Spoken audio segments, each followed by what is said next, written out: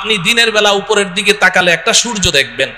এই সূর্যটা আকারে আকৃতিতে দেখতে মনে হয় যেন একটা ভাতের প্লেটের সমান, তাই না? আসলে কি এত ছোট না? বিজ্ঞান আমাদেরকে ধারণা দিয়েছে যে এই সূর্যটা এই পৃথিবীর চেয়ে 13 লক্ষ গুণ বড়। সুবহানাল্লাহ বলেন। কত বড়? 13 লক্ষ গুণ বড়। এই পৃথিবীর সাথে আরো 13 লক্ষটা পৃথিবী এই সমান জোড়া লাগান, যত বড় হবে সূর্যটা এত বড়। সুবহানাল্লাহ বলেন। প্রশ্ন হলো, এত বিশাল সূর্য দেখা যায় এত ছোট একটা ভাতের থালার সমান, ঘটনা কি? এত ছোট কেন দেখা যায় বলেন তো? অনেক উপরে, বলেন অনেক উপরে। প্রশ্ন হলো সূর্যটা কত উপরে আছে? বিজ্ঞান আমাদেরকে ধারণা দিয়েছে যে এই সূর্যটা এই জমিন থেকে 9,30,00,000 মাইল উপরে আছে। সুবহানাল্লাহ বলেন। কত উপরে বলেন?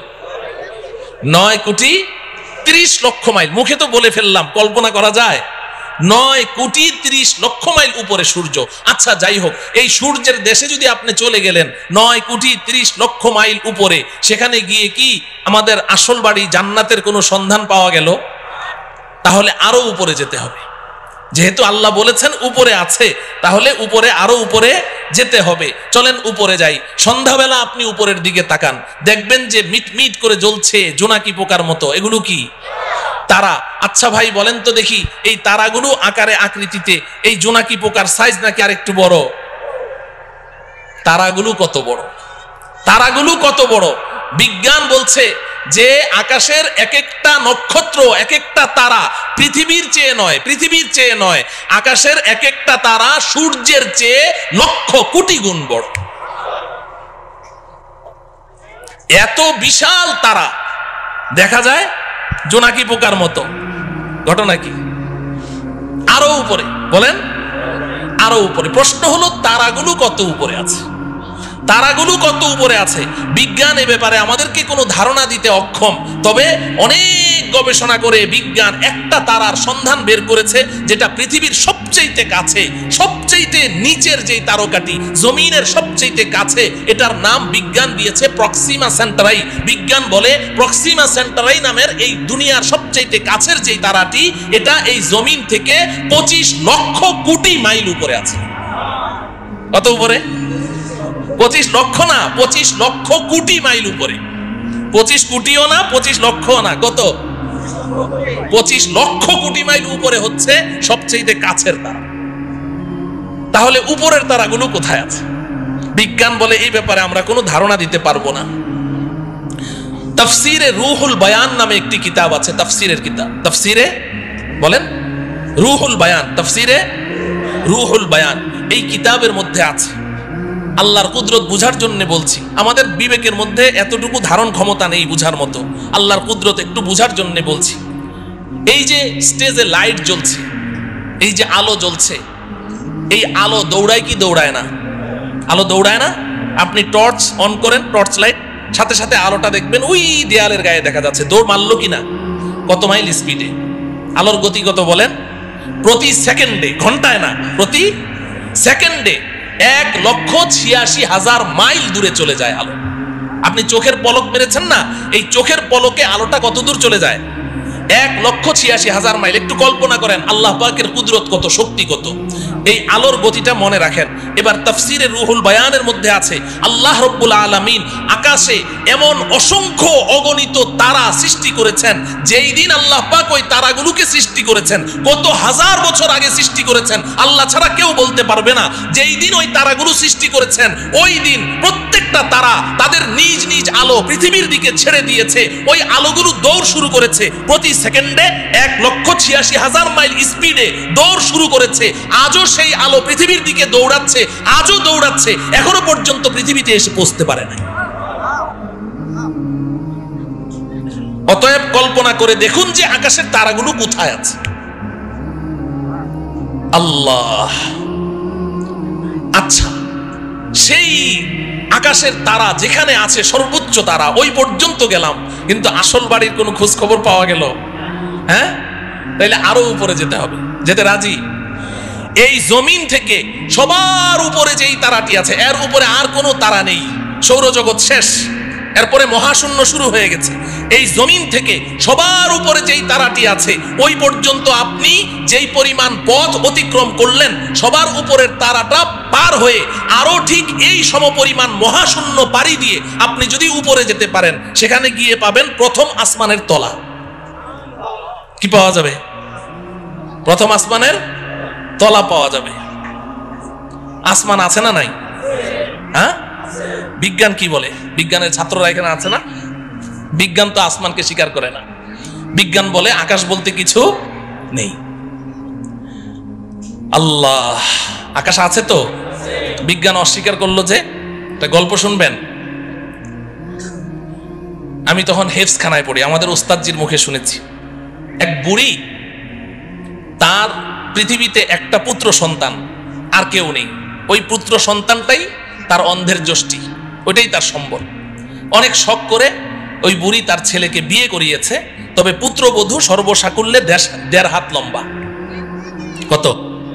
1.5 হাত লম্বা মানুষদেরকে আপনারা কি বলেন? বাউন, বামুন, বাইটটা। আচ্ছা বলেন, বামুন বলেন। ওই ময়মনসিংহের ওইদিকে বামুন বীর বলে তো বাইটটা। এখন 1.5 হাত লম্বা পুত্রবধূ। তো একদিন বুড়ি পাকঘরে বসে রান্না করছে, তরকারি চুলায়। এখন পানি ঢালবে, কলসি নাড়া দিয়ে দেখে 1 ফোঁটা পানিও নেই। তো বৌমাকে ডাকলো, বৌমা কলসিটা নিয়ে যাও, পুকুর থেকে 1 কলসি পানি নিয়ে আসো, তাড়াতাড়ি আসো, চুলায় কিন্তু তরকারি, তাড়াতাড়ি আসো। বৌমা পানি আনতে গেছে তো গেছে, আধা ঘন্টা পার, বৌমা আর আসে না। বুড়ি চিৎকার করে বলছে, বৌমা পানি আনতে তো 5 মিনিট লাগে, তুমি আধা ঘন্টা পর্যন্ত করছোটা কি? তরকারি পুরে ছাই, আজকে কপালে আর তোমার খাবার জুটবে না, তুমি গেলে কোথায়, মরলে নাকি? বৌমা পাশের রুম থেকে চিৎকার দিয়ে বলে, আম্মা আমি 5 মিনিটেই তো পানি নিয়ে এসেছি, তো দিচ্ছ না কেন? কয়, আম্মা একটা অ্যাক্সিডেন্ট হয়ে গেছে। কি অ্যাক্সিডেন্ট হলো? বলে যে আম্মা বিয়ের সময় আপনি না আমাকে একটা স্বর্ণের চেইন দিয়েছিলেন। বলে হ্যাঁ, ওই চেইনটা ছিঁড়ে কলসির মধ্যে পড়ে গেছে। তো হয়েছেটা কি? কলসির মধ্যেই তো পড়েছে। কয় যে আম্মা হ্যাঁ, কলসির মধ্যেই তো পড়েছে, তুমি নিজে দেখেছো? বলে আমি নিজের চোখে দেখলাম কলসির মধ্যে পড়েছে। তো তাহলে এক কাজ কর, তোর মাথায় কি বুদ্ধি শুদ্ধি নাই? তুই এক কাজ কর, কলসির মুখ দিয়ে হাতটা ভরে দে, কলসির তলা থেকে চেইনটা তুলে নে, পানিটা চেঞ্জ করে নিয়ে আয়, আর না হলে 5 মিনিট সময় বেশি লাগবে, তুই আধা ঘন্টা পর্যন্ত করছিসটা কি? বৌমা পাশের রুম থেকে চিৎকার দিয়ে বলে, আম্মা এই মাত্র আপনি যে বুদ্ধিটা শিখাইলেন, আমি আধা ঘন্টা থেকে ওই কাজেই ব্যস্ত আছি। কিন্তু আম্মা বড় আশ্চর্যের ব্যাপার, আপনার কলসির তো তলা নাই। আপনার কলসির কি নাই? তলা নাই। বুড়ি পাকঘর থেকে বলে, বৌমা কলসির তলা তো কলসির তলার জায়গায় ঠিকই আছে, তুই যে বামুন বীর বাইটটা, তোর হাত খাটো ওই পর্যন্ত যায় না। বলেন ঠিক কিনা? আল্লাহ রাব্বুল আলামিন কোরআনে হাকিমে বারবার বলেছেন, একটি নয়, দুইটি নয়, আমি 7টি আসমান সৃষ্টি করেছি। আল্লাহর কথা কখনো অবাস্তব হতে পারে না। আসমান তো আসমানের জায়গায় আছে। যে সকল বিজ্ঞানীরা তারা এই আসমানের অস্তিত্বকে অস্বীকার করেছে, তারা তো বাইটটা বামুন বীর, তাদের হাত খাটো ওই পর্যন্ত যায় না। এজন্য পৃথিবীর শ্রেষ্ঠ বিজ্ঞানী মুসলিম দার্শনিক, আপনারা সকলেই তার নাম শুনেছেন, মহাকবি আল্লামা ইকবাল রহমতুল্লাহি আলাইহি। নাম শুনেছেন? মহাকবি আল্লামা ইকবাল একজন শ্রেষ্ঠ দার্শনিক ছিলেন, শ্রেষ্ঠ বিজ্ঞানী ছিলেন। তিনি সারাটা জীবন বিজ্ঞানের পেছনে দৌড়িয়েছেন, অক্সফোর্ড ইউনিভার্সিটিতে পড়াশোনা করেছেন, ইহুদি খ্রিস্টানদের মাঝেই তিনি বেড়ে উঠেছেন। কিন্তু আল্লাহ পাক তার নসিবে হেদায়েত লিখে রেখেছেন, এজন্য তিনি নষ্ট হন নাই, বেলাইনে যান নাই। তিনি সারা জীবন বিজ্ঞানের পেছনে দৌড়িয়ে জীবনের শেষ মুহূর্তে এসে আত্মসমর্পণ করেছেন, সারেন্ডার করেছেন। তিনি স্বীকার করেছেন বিজ্ঞান মানেই হচ্ছে একটা ধোঁকা, বিজ্ঞান মানেই হচ্ছে একটা মরিচিকা। কারণ বিজ্ঞান সকালে এক থিওরি দেয়, বিকালে ওটাকে অস্বীকার করে যে না ওটা ঠিক নাই, আবার নতুন থিওরি দেয়, আবার পরের দিন ওটাকে অস্বীকার করে, আবার নতুন থিওরি দেয়। আমরা এক সময় শুনেছি যে বিজ্ঞান এক সময় জোরে সোরে দাবি করেছে যে সূর্য ঘুরে, পৃথিবী ঘুরে না, সূর্য ঘুরে, পৃথিবী ঘুরে না। এরপর মাঝখানে আরেক দল বিজ্ঞানী কিছুদিনের জন্য আবিষ্কার হলো, তারা এসে বলল যে না আগের বিজ্ঞানীদের থিওরি ভুল। বলে সঠিকটা কি? কয় যে পৃথিবী ঘুরে, সূর্য ঘুরে না। এখন বর্তমান দুনিয়ার সমস্ত বিজ্ঞানী প্রায় একমত, তারা বলে আগের দোনোদল বিজ্ঞানীদের থিওরি ভুল। বলে সঠিকটা কি? কয় যে সূর্যও ঘুরে, পৃথিবীও ঘুরে। বলে কি? বলে না। এখন বর্তমান বিজ্ঞানের দাবি কি? সূর্যও ঘুরে, পৃথিবীও ঘুরে। আর কিছুদিন যদি বাঁচি তাহলে দেখবো আরেক দল বিজ্ঞানী আসবে, এসে বলবে আগের 3 দল বিজ্ঞানীদের থিওরি ভুল। বলে তাহলে সঠিকটা কি? বলবে একটাও ঘুরে না। অসম্ভব কি? বলতে পারে। তো বিজ্ঞান মানেই হচ্ছে মরিচিকা, এক একবার এক এক থিওরি দেয়। তো আল্লামা ইকবাল রহমতুল্লাহি আলাইহি সারাটা জীবন বিজ্ঞানের পেছনে দৌড়ালেন, এরপরে অন্তিম মুহূর্তে এসে আত্মসমর্পণ করছেন। কোই कहता है नहीं है, कोई कहता है कि है, या खबर है या नहीं है तेरी दुनिया का वजूद। अब जुनू से काम लूंगा मैं रहे तहकीक में, अक्ल के पीछे बहुत ही वक्त जाया कर चुका, अक्ल के पीछे बहुत ही वक्त जाया कर चुका। আল্লামা ইকবাল বলেন, রব্বুল আলামিন সারাটা জীবন তো বিজ্ঞানের পেছনে দৌড়ালাম, কিন্তু বিজ্ঞান আজকে এক থিওরি দেয়, কালকে এক থিওরি দেয়। একবার বলে সূর্য ঘুরে, একবার বলে পৃথিবী ঘুরে, একবার বলে দোনোটা ঘুরে, একবার বলে আসমান আছে, আরেকবার বলে আসমান নাই। আমি তো পাগল হয়ে যাওয়ার পালা রব্বুল আলামিন, আর আমি বিজ্ঞানের পেছনে দৌড়াতে চাই না। এখন আপনার কাছে জীবনের অন্তিম মুহূর্তে আমার একটাই দরখাস্ত, আব জুনু সে কাম লুঙ্গা मैं रहे तहकीक में, अक्ल के पीछे बहुत ही वक्त जाया कर चुका। রব্বুল আলামিন এখন আর আমি বিজ্ঞানের মাধ্যমে কোনো জিনিস যাচাই করতে চাই না, এখন আমি আপনার কিতাব কোরআনের মাধ্যমে যাচাই করতে চাই। আপনি যেটা বলবেন ওটাকেই বিশ্বাস করতে চাই, এবং আপনি আমাকে ওই বিজ্ঞানীদের দল থেকে বের করে ওই সমস্ত বান্দাদের অন্তর্ভুক্ত করে দেন যেই বান্দাদেরকে দুনিয়ার মানুষ আপনার পাগল মনে করে, আমাকে ওই পাগলদের অন্তর্ভুক্ত করে দেন। আসমান আছে না নাই? গেলাম প্রথম আসমানের তলা, মনে আছে তো?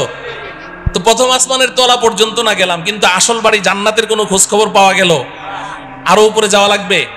এই জমিন থেকে প্রথম আসমানের তলা পর্যন্ত যতটুকু পথ আপনি পাড়ি দিয়েছেন, ভালো করে বুঝেন, এই জমিন থেকে প্রথম আসমানের তলা পর্যন্ত যতটুকু পথ পাড়ি দিয়েছেন, প্রথম আসমানটা মোটাও এই পরিমাণ। সুবহানাল্লাহ বলেন। প্রথম আসমানটা মোটাও এই পরিমাণ। এরপর প্রথম আসমান থেকে দ্বিতীয় আসমানের দূরত্ব এই পরিমাণ, দ্বিতীয় আসমানটাও মোটা এই পরিমাণ। এইভাবে আপনি উপরের দিকে যেতে থাকেন। তৃতীয় আসমান আবার মহাশূন্য, চতুর্থ আসমান আবার মহাশূন্য, পঞ্চম আসমান আবার মহাশূন্য, ষষ্ঠ আসমান আবার মহাশূন্য, সপ্তম আসমান। এই জমিন থেকে সপ্তম আসমানের ছাদ পর্যন্ত যতটুকু পথ আপনি অতিক্রম করেছেন, সপ্তম আসমান পার হয়ে আরো ঠিক এই সমপরিমাণ মহাশূন্য পাড়ি দিয়ে আপনি যদি উপরে যেতে পারেন, সেখানে গিয়ে পাবেন সিদরাতুল মুনতাহা। কি পাওয়া যাবে? সবাই আমার সাথে বলেন, সিদরাতুল মুনতাহা। সিদরাতুল মুনতাহা এই নামটা মনে রাখতে হবে, বাড়ির ঠিকানা তো সিদরাতুল মুনতাহা। এবার আল্লাহ রাব্বুল আলামিন আমার আপনার আসল বাড়ি, আমার আপনার আব্বা আম্মার বাড়ি, আমাদের পৈতৃক সম্পত্তি, জান্নাতের ঠিকানা বলে দিচ্ছেন। ইনদা সিদরাতিল মুনতাহা ইনদাহা জান্নাতুল মাওয়া। এই দুনিয়ার মুসলমান শুনে রাখো, আমি তোমাদের জন্য, আমার ইমানদার পরহেজগার বান্দাবান্দীদের জন্য আমি যেই বিশাল জান্নাত তৈরি করেছি, এই জান্নাতটা আমি আল্লাহ সিদরাতুল মুনতাহার নিকটে তৈরি করে রেখেছি। কোথায়?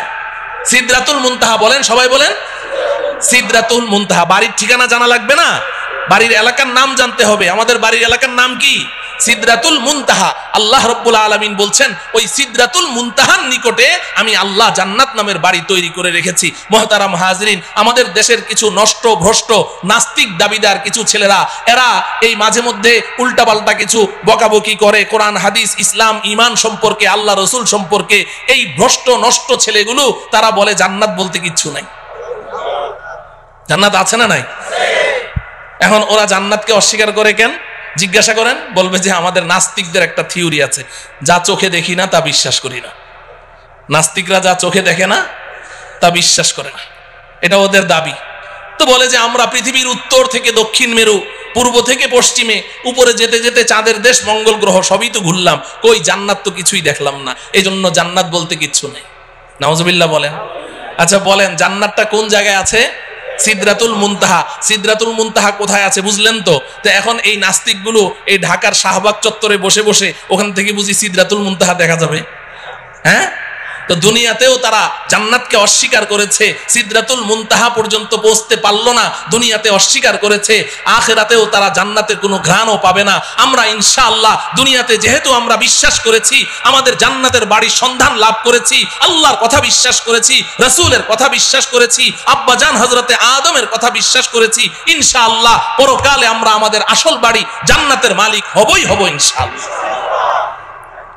আল্লাহ রব্বুল আলামিন আমাদের সবাইকে আমাদের আসল বাড়ি পর্যন্ত অতি নিরাপদে পৌঁছার তৌফিক দান করুন। তো বাড়ির সন্ধান তো পাইলাম, কোথায় আছে? এখন প্রশ্ন হলো যাব কেমনে? ঠিক কিনা? হ্যাঁ, যাবো কেমনে? এতক্ষণ পর্যন্ত ওয়াজ খুব মজা লেগেছে, কারণ এতক্ষণ গল্প করলাম। তো এখন থেকে ওয়াজটা একটু তিতা তিতা লাগবে, শুনবেন তো? হ্যাঁ, আসল ওয়াজ এখন থেকে শুরু। এতক্ষণ কিন্তু ওয়াজ ছিল না, এতক্ষণ গল্প গুজব করলাম, সময় কাটাইলাম। আসল ওয়াজ এখন থেকে। যাবো কেমনে, এটার না দরকার, ঠিক কিনা বলেন? আচ্ছা বলেন, নিচ থেকে উপরের দিকে উঠার পদ্ধতি কি? আপনি যদি একটা কুয়ার নিচে পড়ে গেছেন, এখন আপনি উঠতে চান উপরে, হাউমাউ করে চিৎকার করছেন, ভাইরে আমারে উঠাও রে, মল্লাম রে, গেলাম রে। এখন আপনাকে এই কুয়ার নিচ থেকে, ওই গর্তের ভিতর থেকে যদি উপরে তুলতে হয়, 4 কাজ করতে হবে। কয় কাজ বলেন? 1 নম্বর, উপর থেকে একটা রশি ছাড়তে হবে, ঠিক না? মুখস্থ করেন। 1 নম্বর কি? 2 নম্বর হলো রশিটা শক্ত হওয়া লাগবে, ঢিলা ঢালা হলে ছিঁড়ে যাবে। 3 নম্বর হলো যখন রশিটা উপর থেকে ছাড়া হলো, নিচ থেকে ওই রশিটা শক্ত করে চেপে ধরতে হবে, ঠিক কিনা? যদি আপনি সত্যিকারেই উপরে উঠতে চান, তাহলে কি করতে হবে? চেপে ধরতে হবে। যদি গাউরা টাইপের হয়, কারণ আমি রশি টশি ধরুম না, উপরে উঠুম, ও কিয়ামত পর্যন্ত উঠতে পারবে নাকি? রশি ধরা লাগবে, ধরতে হবে। 4 নম্বর শর্ত হলো, যখন রশিটা আপনি চেপে ধরেছেন, এখন উপর থেকে যারা রশি ছেড়েছে, দয়া মায়া করে রশিটা ধরে টান মারতে হবে, তাইলে আপনি উপরে উঠে যাবেন, ঠিক কিনা? এই কথাটুকু যখন বুঝে আসলো, এবার আসেন, আমরাও তো আমাদের আসল বাড়ি জান্নাত থেকে অনেক নিচে পড়ে গেছি, অনেক নিচে। কত নিচে এটা কল্পনাও করতে পারবো না, শুনলাম খালি এতক্ষণ ঠিকই। তা আমরা যে নিচে পড়ে গেছি, এখন যদি আমরাও আমাদের আসল বাড়ি জান্নাত পর্যন্ত উপরে উঠতে চাই, তাহলে জান্নাতের মালিক আল্লাহ রব্বুল আলামিন দয়া মায়া করে আমাদের কাছে একটা রশি ছাড়তে হবে। কি ছাড়তে হবে বলেন? রশি ছাড়তে হবে। রশিটা বড় মজবুত হওয়া লাগবে, আমাদের সকলকে ওই রশি চেপে ধরা লাগবে। এবার আল্লাহ পাক যদি দয়া করে টান মারেন, তো সোজা আমরা আমাদের আসল বাড়ি জান্নাতে পৌঁছে যাব। আপনি বলবেন, হুজুর এটা কি বললেন, আগরম বাগরম কথা, কিছুই বুঝলাম না। এই কথাটাই আল্লাহ রব্বুল আলামিন সূরা আলে ইমরানের 103 নম্বর আয়াতে বলেছেন। সুবহানাল্লাহ বলেন। সূরার নাম কি? আলে ইমরান। বলেন, সূরার নাম কি? আলে ইমরান। আয়াত নম্বর কত? 103। মনে রাখবেন, সূরা আলে ইমরান। সবাই বলেন, সূরা আলে ইমরান, আয়াত নাম্বার 103। আল্লাহ পাক বলছেন, ওয়াতাসিমু বিহাবলিল্লাহি জামিআন ওয়া লা তাফাররাকু। এই দুনিয়ার মানুষ, শক্ত করে ধরো। ইতাসিমু, আল ইতিসাম মজবুতি কে সাথ পকড়না, শুধু ধরা না। ধরার আরবি ইতিসাম না, ধরার আরবি হলো আখাযা ইয়াখুযু, আখযান মানে ধরা। আল্লাহ পাক খুজু বলেননি, ইতাসিমু বলেছেন। শক্ত করে ধরো, বিহাবলিল্লাহ, আল্লাহর রশি। সুবহানাল্লাহ বলেন। হাবলুল্লাহ মানে কি? আল্লাহর রশি। হাবলুল্লাহ মানে কি?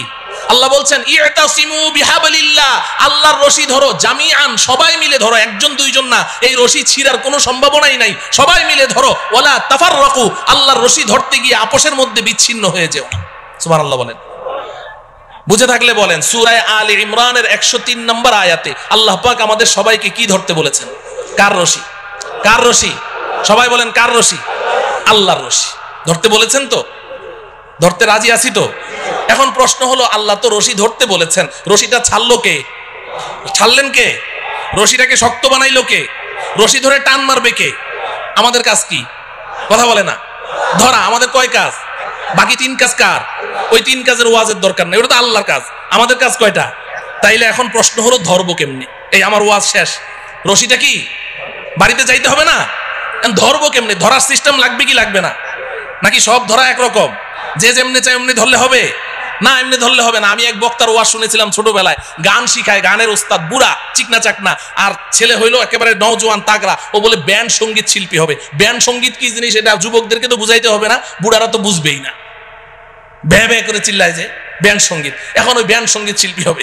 এখন ওই বুড়া ওরে যতই গান শিখায়, ওই জোয়ানের গলা হইলো একটা বুড়া বকরির গলা, ফাটা বাস, ওটা দিয়ে কোনো গান বাইরে হয় না। তো একদিন ওই উস্তাদের মন টন খারাপ। ছাত্র কয়, উস্তাদ মন খারাপকে? কয় যে, তুই আমার সুরটা একটু ধরতে পারলি না, এই জন্য আমার মন খারাপ। কি করতে পারলি না? সুরটা একটু ধরতে পারলি না। এখন ছাত্রটা ছিল আমার মতো একটু বোকা শোকা, ও চিন্তা করে যে স্যারের সুরটা ধরতে হবে, তো এটা স্যার আগে বললো না আজকে বলছে, তো অনেক চিন্তা ভাবনা করলো যে সুর কেমনে ধরা যায়। পরে ওর মাথায় বুদ্ধি আসলো, আরে সুর তো স্যারের গলা দিয়ে বাইর হয়। ও উঠে স্যারের গলা একদম সজোরে চিপে ধরেছে, এমন জোরে চেপে ধরলো, ধরে বলে যে, স্যার আজকে 6টা মাস আপনি এত কষ্ট করলেন, আপনি প্রথম দিন বলতেন, আমি প্রথম দিনই ধরে ফেলতাম। এখন আজকে আমি ধরেছি, আমি আর আজকে সুর ছাড়ছি না। আপনার যতক্ষণ মন ভালো না হবে আমি সুর ছাড়বো না। স্যারের জিহ্বা এতখানি বের হয়ে গেছে। এখন স্যার তো কথাবার্তা বলতে পারে না। এখন স্যার যত উ আ করে বুঝাইতে চেষ্টা করে যে, বেটা সুর ধরার সিস্টেম তো এটা না, তুই সিস্টেম লস করেছিস। কিন্তু কথা তো বলতে পারে না, ও আ করে, তো ওই ছেলে মনে করেছে জুইত মতো ধরা হয় নাই, ও আরো শক্তি দিয়ে চেপে ধরেছে, তো 10 মিনিটের মধ্যে স্পট ডেট, ওখানেই শেষ। এটা বুঝি সুর ধরার সিস্টেম? কথা বলে না। তাহলে ধরায় ধরায় বেশ কম আছে, ধরায় ধরায় বেশ কম আছে। তো এখন আল্লাহ রাব্বুল আলামিন তো বললেন যে আমার রশিটা চেপে ধর। 1 নম্বর হইলো রশি চিনতে হবে নাকি? রশি চিনা লাগবে না। 2 নম্বর হলো রশি ধরার সিস্টেম জানতে হবে। কয়টা কথা? 2টা কথা। 1 নম্বর হলো রশি চিনতে হবে। বলেন 1 নম্বর কি, 2 নম্বর কি? রশি ধরার সিস্টেম নাকি চিনা লাগবে না? রশি চিনা লাগবে। আমাদের দেশের কিছু ভাই তো রশি চিনতে ভুল করে ফেলেছে। এই বেচারারা সূরা আলে ইমরানের 103 নম্বর আয়াত পড়ে এখন পেরেশান, আল্লাহর রশি কোথায় পাওয়া যায়। কারণ রশি না ধরলে তো আর বাড়িতে যাওয়া লাগবে না, রশি তো ধরাই লাগবে। এখন খুঁজতে খুঁজতে অস্থির, কোথায় রশি পাওয়া যায়, কোথায় তো রশি নাই। পরে চিন্তা করলো যে কোরআন নাজেল হয়েছে মক্কায়, আচ্ছা ওখানে যাই। হজ করতে গেছে, মক্কা মদিনা পুরা ঘুরে আসলো, কেউ রশি চিনে না। দেশে আসার পরে মন টন খারাপ, রশি ধরতে পারলাম না, তাইলে তো আর জান্নাতের বাড়িতে যাওয়া হবে না। পরে দেখে সর্বনাশ, এই পাশের জেলায় ফরিদপুর গেলেই তো রশি পাওয়া যায়। কোথায়? কথা বলে না। আছে না নাই? কয়টা? কয়টা? কয় যে পাইছি, একে জন্মের মতো গিয়ে চেপে ধরে। ও আমার প্রিয় ভাইয়েরা, আপনাদের বিবেকের কাছে জানতে চাই, আল্লাহ তাআলা এমন রশির কথা বললেন যেই রশি পৃথিবীর কোথাও নাই, মক্কায়ও নাই, মদিনায়ও নাই, ফরিদপুর জেলায় গেলে পাই। এই রশি কি সেই রশি? এই রশি কি সেই রশি? তাইলে কি আমরা সবাই একমত হতে পারি যে আমাদের যে সমস্ত ভাইয়েরা ওই ফরিদপুরের 8 রশিতে গিয়ে হাত দিয়েছে তারা রশি চিনতে ভুল করেছে? যদি এই এলাকায় কেউ থাকেন আজকে তওবা করবেন, আজকে তওবা করবেন। করবো তো ইনশাআল্লাহ। ওই রশি না রে ভাই, আল্লাহর রশি কি এটা আগে চিনতে হবে। তাফসীরের কিতাব খুলেন, আমার কথা শোনার দরকার নেই, আমি তো সূরার নাম আয়াত নাম্বার বলে দিয়েছি। আপনি যে কোনো একটা গ্রহণযোগ্য তাফসীরের কিতাব খুলেন, সব মুফাসসিরিনে কেরাম এক কথা বলেছেন, এখানে কেউ 2 কথা বলেন নাই। তারা পরিষ্কার বলে দিয়েছেন হাবলুল্লাহি আল কুরআন, আল্লাহর রশির নাম হলো আল কুরআন। সুবহানাল্লাহ। আল্লাহর রশির নাম কি? আল্লাহর রশির নাম কি? তাইলে রশিটা কি আল্লাহ ছেড়েছেন না এখনো ছাড়েন নাই? হ্যাঁ, ছেড়েছেন। এখন কি করা লাগবে? আমাদের ধরা লাগবে। তাইলে এখন শেষ ওয়াজ হইলো ধরবো কেমনে, ঠিক কিনা? শেষ ওয়াজ কি? ধরবো কেমনে। আচ্ছা দেখেন, এই যে আমার সামনে রশি আছে, এই যে রশি ধরলাম, এই যে দেখেন রশি ধরলাম, তো আঙ্গুল লাগে কয়টা? হ্যাঁ, কেউ যদি বলে যে আমি 5 আঙ্গুল দিয়ে ধরুম না, 4 আঙ্গুল দিয়ে ধরুম, তো ঝুলে থাকতে পারবে? টান মারলে ঝুলতে পারবে? 2 আঙ্গুল দিয়ে ধরলে? 5 আঙ্গুল দিয়ে যদি ধরি, এবার মাইকম্যানকে বলেন রশি টান দিবে, রশি ছিড়বে, আমার হাত ছুটবে না, ঠিক কিনা? তাইলে শক্ত করে ধরতে হইলে আঙ্গুল লাগে কয়টা? আল্লাহর রশি ধরতেও আঙ্গুল লাগবে 5টা। সুবহানাল্লাহ বলেন। এখন আমি এই 5টা আঙ্গুলের নাম বলবো, সবাই মুখস্থ করবেন। বাকি 5 আঙ্গুলের ওয়াজ আর করা আজকে হবে না, পাশেই তো থাকি, আরেকবার আসমনি যদি আল্লাহ তৌফিক দেয়। 5 আঙ্গুলের ওয়াজ, এক একটা আঙ্গুলের ওয়াজ 1 ঘন্টা করে কমপক্ষে লাগবে, তাইলে না 5 আঙ্গুলের ওয়াজ করা যাবে, ঠিক কিনা? তো এখন 5টা আঙ্গুলের নাম আগে মুখস্থ করেন। আমি সংক্ষিপ্ত একটা এক্সরে রিপোর্ট দিয়ে যাই যে আঙ্গুলগুলো সুস্থ আছে কিনা, ধরা আছে কিনা। হ্যাঁ, মাঝে মধ্যে এক্সরে রিপোর্টটা বাইর করে দেখবেন, দেখবেন তো ইনশাআল্লাহ। আল্লাহর রশি ধরার 1 নম্বর আঙ্গুলের নাম হলো ঈমান। বলেন, সবাই বলেন। 1 নম্বর আঙ্গুলের নাম কি? ঈমান। 2 নম্বর আঙ্গুলের নাম ইবাদত। সবাই বলেন, ইবাদত, ইবাদত। 3 নম্বর আঙ্গুলের নাম মুআমালা। আমি পরে অর্থ বলে দিব, এখন না বুঝেই মুখস্থ করেন। মুআমালা, মুআমালা, মুআমালা। 4 নম্বর মুআশারা, মুআশারা, মুআশারা। 5 নম্বর আখলাক, আখলাক, আখলাক। কয়টা হলো? 5টা। আবার বলি, 1 নম্বর কি? সবাই বলেন ঈমান। 2 নম্বর ইবাদত। বলেন 3 নম্বর মুআমালা, মুআমালা বলবেন না, মুআমালা, মুআমালা। 4 নম্বর মুআশারা, মুআশারা। 5 নম্বর আখলাক। কয়টা হলো? এই 5টা আঙ্গুল লাগবে, এই 5টা আঙ্গুল লাগবে। আপনারা সবাই শিক্ষিত মানুষ, সমজদার মানুষ, আপনারা বুঝে ফেলেছেন যে এই আঙ্গুল সেই আঙ্গুল না, ঠিক কিনা? রক্ত মাংসের আঙ্গুল না। তার মানে কি? এই যে 5টা কথা বললাম, ইসলাম এই 5টা সেক্টরে বিভক্ত, এই 5-এর বাইরে আর ইসলাম নাই। আমাকে আপনাকে প্রত্যেককে এই 5ও সেক্টরে খাঁটি মুসলিম হতে হবে। তাহলে 5টা আঙ্গুল সহি শুদ্ধ আছে, আল্লাহর রশি ধরা আছে। এবার অপেক্ষায় থাকেন, আল্লাহ টান মারবে, ঝুলে থাকবেন, তো সোজা আসল বাড়ি জান্নাতে পৌঁছে যাবে। এই 5টা আঙ্গুল সুস্থ সবল রাখবো তো ইনশাআল্লাহ। 1 নম্বর আঙ্গুলের নাম কি? ইমান। বলবেন যে হুজুর ইমান তো সবাই জানি, সময়ও যেহেতু শেষ, ইমানের ওয়াজ তো দরকার নাই, নামাজ রোজা না পড়তে পারি কিন্তু ইমানটা তো পাক্কা, অতএব ইমানের ওয়াজের দরকার নাই। না আছে? হ্যাঁ, ইমানের ওয়াজের দরকার আছে, খুব বেশি ইমানের ওয়াজের দরকার। ইমানের ওয়াজ বেশি করে করা দরকার। বর্তমান দুনিয়ার মুসলমানরা ইমানের ব্যাপারে ধোকার মধ্যে আছে। ইমানের ব্যাপারে কি আছে? ধোকার মধ্যে আছে। ইমানের ওয়াজ বেশি করে করতে হবে, ইমান বুঝতে হবে। আমরা মুখে মুখে তো কত কথাই বলি। আমাদের বাংলাদেশের অধিকাংশ মুসলমান এরা মনে করে ইমান মানে আল্লাহকে বিশ্বাস, স্রষ্টাকে বিশ্বাস করা। এরা মনে করে ইমান মানে নবীজি সাল্লাল্লাহু আলাইহি সাল্লামকে বিশ্বাস করা। তা আমি তো আল্লাহকেও বিশ্বাস করি, নবীকেও বিশ্বাস করি, পরকালকেও বিশ্বাস করি, দ্যাটস এনাফ, আমি একজন খাঁটি ইমানদার। যার কারণে নামাজ নাই, রোজা নাই, হজ নাই, যাকাত নাই, কোরআন কিতাব, আল্লাহ রসুল কিচ্ছু নাই, কিন্তু খাঁটি ইমানদার। ঠিক কিনা? সমাজে এই জাতীয় মুসলমান আছে না নাই? কম না বেশি? 95%।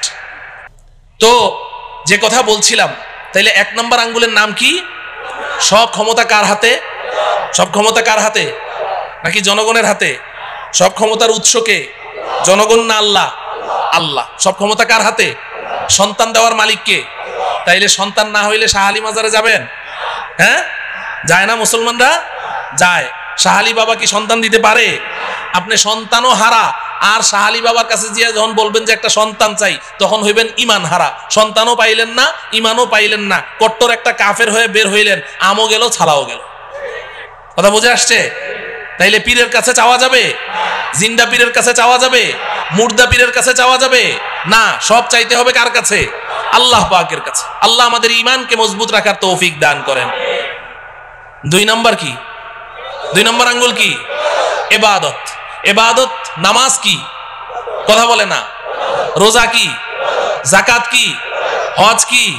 ইবাদত। কোরআন তেলাওয়াত, জিকির আজকার, দান খয়রাত, সব মিলে আঙ্গুল কয়টা? এই, এটা বুঝেন, ভালো করে বুঝেন, খুব বুঝেন। নামাজ, রোজা, হজ, যাকাত, কোরআন তেলাওয়াত, জিকির আজকার, দান খয়রাত, সব মিলে আঙ্গুল কয়টা? একটা। আমাদের সমাজে যেই মুসলমানটা 5 ওয়াক্ত নামাজ পড়ে, রোজা রাখে, যাকাত দেয়, হজ করে, তাসবিহ জপে, কোরআন তেলাওয়াত করে, জিকির করে, দান খয়রাত করে, আমরা বলি সমাজের সর্বশ্রেষ্ঠ মুসলমান। ঠিক কিনা? হ্যাঁ, কিন্তু আঙ্গুল কয়টা? এই 1 নম্বর ইমানের আঙ্গুল আর 2 নম্বর ইবাদতের আঙ্গুল নিয়ে যেই মুসলমান আছে, তাকেই আমরা সার্টিফিকেট দিয়ে দিচ্ছি সে একেবারে শ্রেষ্ঠ মুসলমান, বাকি 3 আঙ্গুলের খবর নেই। এই কারণে আজকে সমাজের অনেক মুসলমান এমন আছে, নামাজ পড়তে পড়তে মাথার মধ্যে ঘা ফেলে দিয়েছে, বাজারে গিয়ে ভেজাল মাল বিক্রি করছে, যুগ যুগ ধরে সুদ খাচ্ছে, যুগ যুগ ধরে সুদের সাথে জড়িত, যুগ যুগ ধরে ঘুষের সাথে জড়িত, হারাম মাল বিক্রি করছে, কিন্তু আবার নামাজও পড়ছে। কারণ সে মনে করে যে আমি তো পাক্কা মুসলমান, এগুলোর মধ্যে আবার ইসলাম আসলো কোত্থেকে? মুআমালা ঠিক নাই, আছে না নাই?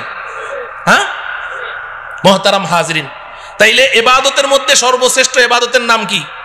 কথা বলে না। নামাজ না পড়লে ঈমান থাকে? বলে যে হুজুর নামাজ না পড়লে কি হবে, আমার ঈমান ঠিক আছে। আগে তো হাসতে হাসতে বলতো, এখন সিরিয়াসলি বলে যে হুজুর নামাজ না পড়লে কি হবে, আমার ঈমান ঠিক আছে। নামাজ না পড়লে ঈমান ঠিক থাকে না তো ভাই। নবীজি বলেছেন, আমার কথা না, বাইনাল আবদি ওয়াল কুফরি তারকুস সালাহ, কে ঈমানদার কে বেঈমান এটা কি কপালে লেখা আছে? চিনবো কেমনে? নবীজি বলেন, আমি বলে দিচ্ছি কেমনে চিনবা, দেখো লোকটা নামাজ পড়ে কিনা। যদি নামাজ পড়ে বলো ঈমানদার, নামাজ না পড়লে চুপ, কিছুই বলার দরকার নেই। কিন্তু ঈমানের সাক্ষী দেওয়ার জন্য কি লাগবে? নামাজ লাগবে। নামাজ পড়বো তো ইনশাআল্লাহ, নাকি নামাজ ছাড়া ঈমানদার? আল্লাহ পাক বুঝার তৌফিক দান করেন। 3 নম্বর আঙ্গুলের নাম কি? মুআমালা। মুআমালা 3 নম্বর আঙ্গুল কি? মুআমালা মানে লেনদেন। মুআমালা মানে কি? ও আমার প্রিয় ভাইয়েরা খুব বুঝেন, এখানে আমাদের সমস্যা আছে। নামাজ রোজা যাই করি, কিন্তু লেনদেন ঠিক নাই। মুসলমানদের লেনদেন কি নাই? ঠিক নাই। বেচা কেনা, ঋণ দেওয়া, ঋণ পরিশোধ করা, বিবাহ শাদী, সামাজিক আচার আচরণ, অনেক কিছুর মধ্যে আমাদের লেনদেন কি নাই? ঠিক নাই। ইবাদত আল্লাহর হক। ইবাদত কার হক? লেনদেন কার হক? বান্দার হক। বলেন কার হক? বান্দার হক। আমি ইবাদতের মধ্যে কোনো ত্রুটি করেছি, আল্লাহর কাছে ক্ষমা চাই। আল্লাহ, আপনার সাথে আমার মুআমালা ঠিক নাই, নামাজে আমার ত্রুটি হয়েছে, রোজায় ত্রুটি হয়েছে, আল্লাহ বড় মেহেরবান, কান্নাকাটি করেন, ক্ষমা চান, আল্লাহ মাফ করে দিবেন। কিন্তু আপনি মুআমালা ঠিক করেন নাই, আপনি কোনো বান্দার হক আপনি অন্যায়ভাবে আপনি নষ্ট করেছেন। 10টা টাকা তার ইচ্ছার বাইরে জবরদস্তি তার কাছ থেকে আপনি নিয়েছেন, আপনি সারা জীবন সেজদায় পড়ে থাকেন, সারা জীবন সেজদায় পড়ে থাকেন, আল্লাহর কাছে কান্নাকাটি করেন, আল্লাহ আপনাকে মাফ করবে না। কেন মাফ করবে? আপনি অন্যায় কি আল্লাহর সাথে করেছেন না বান্দার সাথে? তাহলে আপনি যার সাথে অন্যায় করেছেন তার কাছে না মাফ চাইবেন। কথা বুঝে আসে? খবরদার, খবরদার, মুআমালা ঠিক করতে হবে, লেনদেন ঠিক করতে হবে। হাসরের ময়দানে অনেক নামাজ, রোজা, হজ, যাকাত, কোরআন তেলাওয়াত, তাসবিহ, তাহলিল, জিকির, আজকার, নফল রোজা, নফল দান খয়রাত, অনেক একদম ইবাদতের আমলের পাহাড় নিয়ে উঠবে, পাহাড় নিয়ে। অন্যরা এভাবে তাকিয়ে থাকবে, বাপরে বাপ, এত আমল করেছে, এত নেকি, এত সওয়াব, সবাই এভাবে তাকিয়ে থাকবে। এমন ব্যক্তি উঠবে, কিন্তু হাসরের ময়দানে পাওনাদারদের ঋণ পরিশোধ করতে করতে ওর নেকি সব খালি হয়ে যাবে, তাকে আল্লাহ পাক জাহান্নামে নিক্ষেপ করবে। পরিষ্কার হাদিস, পরিষ্কার হাদিস। পাওনাদাররা ওই সময় দাঁড়িয়ে যাবে। দুনিয়াতে খুব বাবুগিরি করেছেন, খুব বেটাগিরি করেছেন, মাস্তান, সন্ত্রাস, খুব পাওয়ার, মানুষের জমি জমা কুক্ষিগত করেছেন, ভূমিদস্যু, ভূমিখোর, সন্ত্রাসী করে করে মানুষের টাকা পয়সা মেরে খেয়েছেন, অনেক শক্তি, অনেক ক্ষমতা। কিন্তু ভাই, আল্লাহ পাকের সামনে গিয়ে আপনাকে দাঁড়াতে হবে, এটা মাথায় রাখেন। যখন আল্লাহ পাকের আদালতের কাঠগড়ায় দাঁড়াবেন, তখন আপনার কি অবস্থা হবে? নবীজি সাল্লাল্লাহু আলাইহি সাল্লাম সাহাবায়ে কেরামকে প্রশ্ন করেছেন, এই বলো তো দেখি সবচেয়ে বড় মিসকিন কে? সবচেয়ে বড় মিসকিন কে? তো সাহাবায়ে কেরাম বললেন, ইয়া রাসূলুল্লাহ, 1 লোকমা 2 লোকমা খাবারের জন্য মানুষের দাঁড়ে দাঁড়ে ঘুরে, ওই তো সবচেয়ে বড় মিসকিন। নবীজি বললেন, না, বরং সবচেয়ে বড় মিসকিন হলো ওই ব্যক্তি যে হাসরের ময়দানে পাহাড় সমপরিমাণ নেকি নিয়ে উপস্থিত হবে। আল্লাহ পাক তার জন্য জান্নাতের ফয়সালা করবেন। সে যখন জান্নাতের দিকে রওনা করবে, পেছন থেকে একজন দাঁড়িয়ে বলবে, রব্বুল আলামিন, লোকটা কই যায়? আল্লাহ বলবেন, ওরে জান্নাত দিয়ে দিয়েছি, দেখো না কি পরিমাণ নেকি নিয়ে আসছে। আল্লাহ একটু দাঁড়াইতে বলেন, কি সমস্যাটা কি? দুনিয়াতে আমি ওর কাছে 5 লাখ টাকা পাইতাম, দেয় নাকি? তাই নাকি? এদিকে আস, এদিকে আস। এই ধরা খায় গেল। ও 5 লাখ টাকা পাইতো, বলে হ্যাঁ দাও, টাকা দাও। আল্লাহ টাকা দেবো কোথেকে? এখানে টাকা পাবো কোথায়? এখানে তো টাকার লেনদেন নাই। বলে কিসের? বলে নেকির লেনদেন হয়, 5 লাখ টাকার নেকি দিয়ে দাও। তো ওর ওখান থেকে 5 লাখ টাকার নেকি দিয়ে দিবে। তো একজন পাওনাদার যারা নাকি মানুষের টাকা নিয়ে মাইরা খায়, এরা কি একজনের টাকা মেরে খায় খালি, নাকি এটা তার অভ্যাস? তো যখন এক পাওনাদারে পেয়ে গেল নেকি 5 লাখ টাকার, বাকি পাওনাদাররা কয়, বাহ চমৎকার, তো এখন সব দাঁড়ায় যাবে। আল্লাহ আমি পাইতাম 1 লাখ, আল্লাহ আমি 2 লাখ, আল্লাহ আমি 10 টাকা, আমি 20 টাকা, সব দাঁড়ায় যাবে। আল্লাহ বলবেন, দাও দাও। এই নেকি পরিশোধ করবে, ওই ঋণ পরিশোধ করতে করতে এক পর্যায়ে তার নেকি শেষ হয়ে যাবে। নবীজি বলেন, পাওনাদারদের সিরিয়াল এখনো রয়ে গেছে, নেকি শেষ।